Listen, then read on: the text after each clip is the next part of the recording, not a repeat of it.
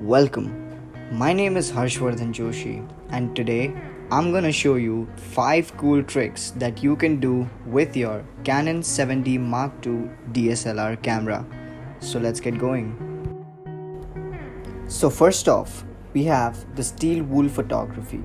For this, you need to set the camera to manual. Put your aperture on f22. The exposure will be limited to 25 seconds for the first one, and you'll also need to have your camera on daylight settings in order to get it as orange as possible, and remember to keep your focus on manual mode. As you can see in the first image, we were able to get a perfect steel wool circle by keeping our exposure to 25 seconds and our focus at f22.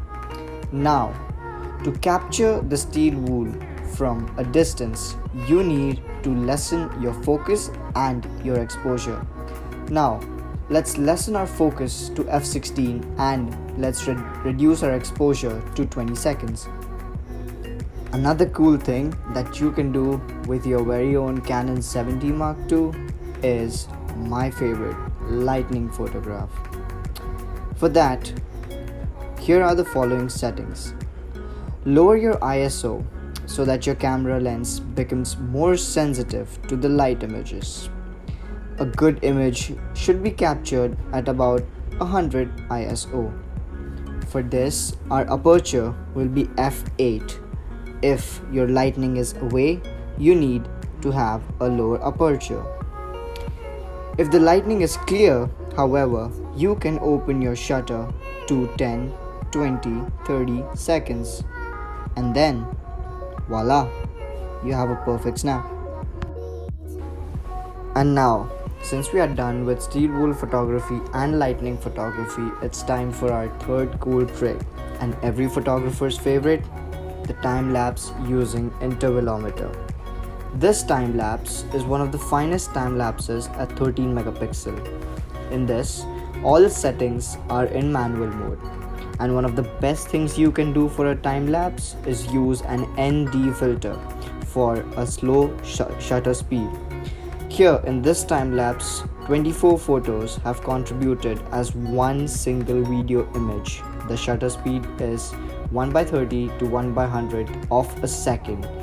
If you want to create motion blur, you will want to have the shutter speed open longer than 1/30 of the second. But here, we have just done the perfect thing. The shutter speed is exactly 1/55th of a second, and here you have a perfect time lapse. Now we have the night sky photography. Night sky photography is getting very popular, and the internet, particularly Instagram, is full of night sky photographs. The trick to successfully photographing the night sky is to let in as much as light possible. That means using the fastest and widest lens. A 22mm lens with an aperture of f/4 is okay, but most night sky photographers will use a lens that reaches f/2.8 or lower. These are some examples of the night sky photographs taken by me. And finally, the last cool trick is effectively using our prime lens for portraits, like this one, or this one, or maybe this one. On a full frame camera, any lens with a focal length of 35mm or wider is considered wide angle lens, and it's just the product we need. We use the Canon EF 50mm lens with an aperture of f/1.8 for all our photos, while 24mm and wider is considered an ultra wide angle. We have just found the perfect match at 20mm. I hope you like my photographs, and I really want you to give the video a thumbs up, go subscribe, share it.